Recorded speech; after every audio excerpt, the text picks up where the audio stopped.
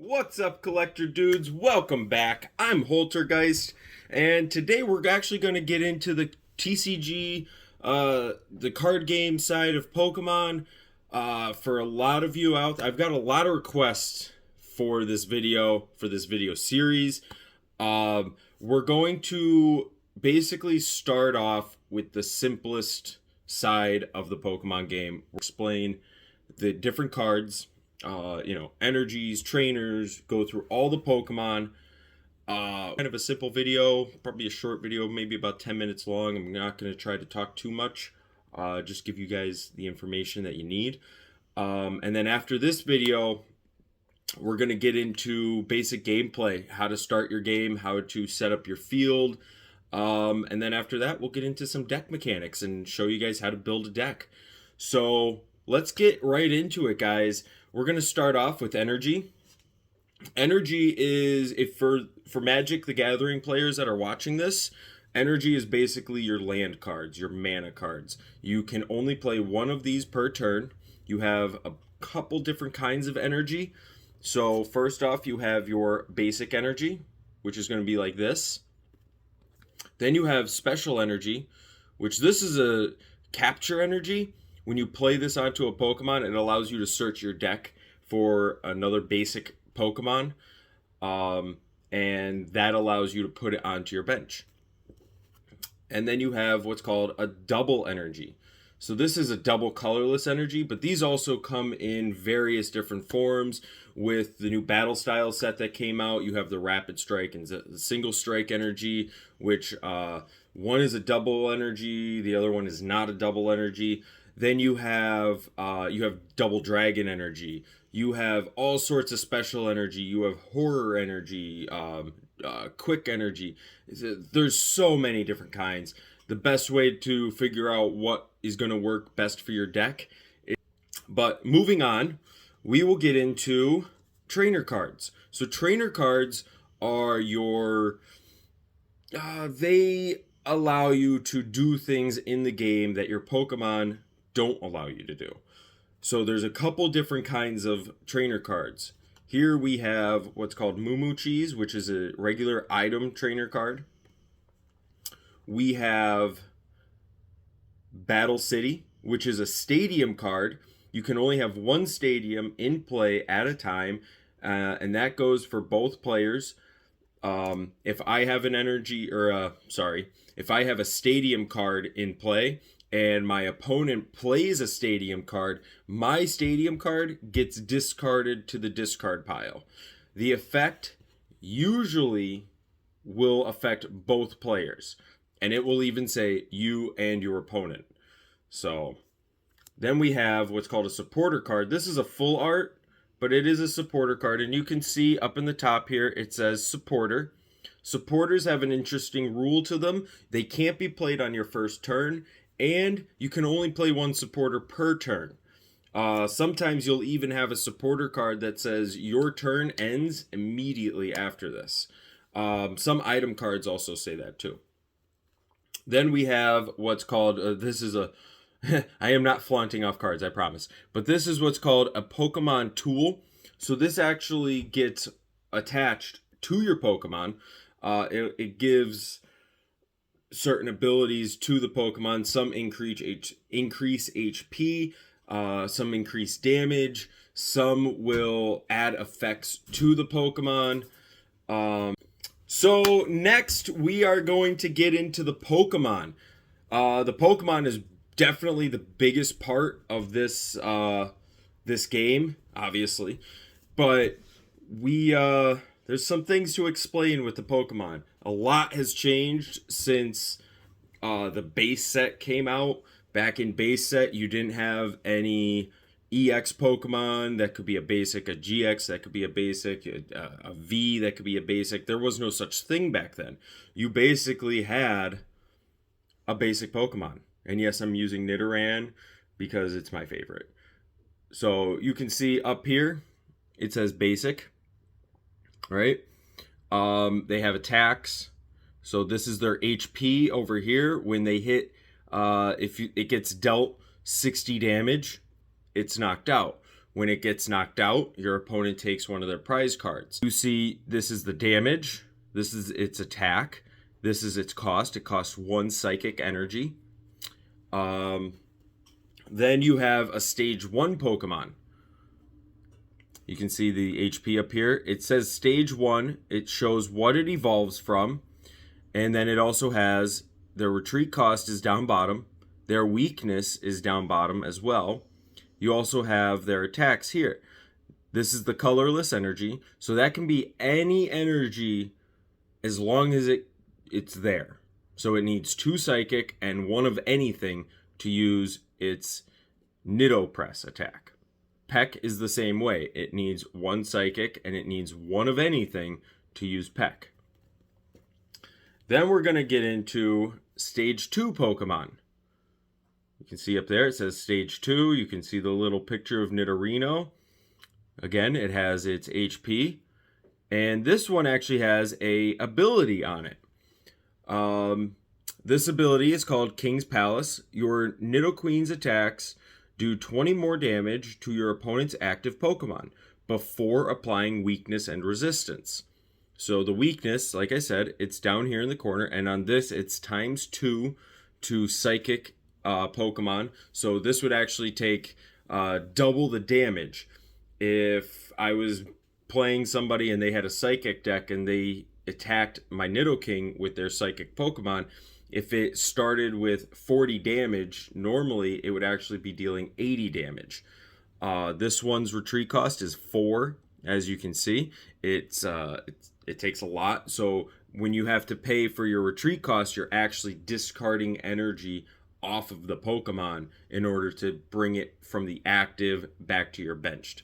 Don't worry if that sounds a little strange. We will get into that in later videos. Then something that came out during the XY series were the break cards. These basically are the same. They look the same on the back. But when you play them, they go sideways. They go like that onto the top of the Pokemon. See? And they have their own abilities. They are a break, so they're not a stage 2, technically. They are their own Pokemon evolution. They're a Nidoking break. It'll actually say break right up on top there. He has more HP than Nidoking did. Nidoking had 150. He has 180. And they also have their own attacks. So this attack is Toxic Drill. Your opponent's active Pokemon is now poisoned. Put 2 damage counters on it instead of 1 between turns. And we'll get into that poison effect later in another video. Today, I literally just want to go through the different kinds of Pokemon, the different ways to play them, all that jazz. So, moving on. During the XY series, there were more that came out, but they actually came out way before the break cards. And of course, I'm talking about the EX cards. EX cards are basically, they were a new way to play the game. You could have really strong Pokemon that had some crazy abilities on them and just were like so detrimental to your opponent's side of the field that they upped the HP on them. This one has 180 HP. They upped all the damage. This one deals 130 damage. And they also upped the ability on them too. So when you are playing an EX card, when your opponent knocks out a Pokemon that's an EX, a GX, or a V, they're going to take 2 prize cards instead of 1, which makes sense because these things are just monstrous. They deal so much damage. It kind of had to be offsetted a little bit because if you're going to knock out one of these, you should be rewarded for it. I want to show you guys. So this one is an older card. This is from back in 2004, and as you can see, it's an EX as well. Same rule applies. It actually says it right on all the cards. You take 2 prize cards instead of 1. But this is an older EX series. So you can see it doesn't deal quite as much damage, but, and there's its weakness, there's its resistance. So you would actually, when it comes to a Pokemon's resistance, you would actually minus whatever it says on the card from the damage you're taking from that specific type. So in this case, it would be Psychic Energy. But yeah, EXs have been around for a long time, and they actually got phased out. They're no longer in the meta. They're no longer used really, unless you're going to play an expanded version. So there's our Gyarados EX. In addition, I'm going to show you guys the different kinds of rarities. So as you can see, this is a regular rare. Yes. So we have our regular rare Gyarados EX. Then we have our full art ultra rare Gyarados EX. Same abilities, same cost, same everything, just a different looking card, different rarity of it. Then we have our secret rare version of the same Gyarados, so same abilities, same everything, same HP. And then Mega Evolution, EX era, especially in the XY series, came out with the Mega Evolutions. As you can see here, this is a Mega Gyarados. He has more HP than the original Gyarados. This one only has 180. This one, however, has 240. And he also deals a lot more damage. And his ability is absolutely crazy. You may do 20 more damage for each water energy attached to this Pokemon. If you do, discard the top 2 cards of your deck. But with a Mega Evolution, there's this rule right here. You probably can't read that. So the Mega Evolution rule. When one of your Pokemon becomes a Mega Evolution Pokemon, your turn ends. With the exception of the Spirit Link cards. They're trainer item cards that literally say, it's a Pokemon tool, I believe, too. They literally say, when you Mega Evolve the Gyarados that this Pokemon tool is attached to, your turn does not end. So you want to use those Spirit Link cards if you're going to be playing a Mega Evolution deck. And they have them for all the Mega Evolutions: Blastoise, Venusaur, Charizard, Tyranitar, Aerodactyl. Any Mega Evolution that came out, they have the Spirit Link cards for. So yeah, that era of Pokemon is long gone. They are not going to remake EX cards. Maybe as a promo, maybe as like a box set, maybe. But in standard gameplay, they're gone. They're no longer around. So next we have the GX era, which this came out for the Sun and Moon series. So first we'll start off with the basics. You have a basic Pokemon that says basic up there. And this can be played just like any other basic Pokemon, just like that Nidoran I showed you. It can be played from your hand to your bench, just the way it is. Again, GX cards, they have the same rule as the EX cards. You're going to get 2 prize cards for knocking out a GX Pokemon. Now, this is where the rules kind of change a little bit with the GX cards. We have a GX tag team. This is Sylveon and Gardevoir. Now, when you knock out a tag team GX card, you're actually going to take 3 prize cards, because these things are a little bit crazy. The Gyarados EX had 180 HP on it. This one has 260. This Buzzwole GX had 190 HP on it. So they really started ramping up Pokemon during the GX era, and especially during the tag team era, it got a little bit overwhelming. Here we have an evolved GX Pokemon. This is a stage 1. Obviously Gyarados. He evolves from Magikarp, so you would actually play a normal Magikarp onto your bench or your active, and then the next turn you would evolve it into this guy if you had it in your hand. And same rule applies like normal GXs. 2 prize cards are taken for that. Moving on, we have the Sword and Shield era of Pokemon cards, which introduced the V. So here we have the Tapu Koko V, which just came out of the Battle Style set. Yeah, same rule. If you beat this Pokemon, you get 2 prize cards. Here we have the Full Art V card.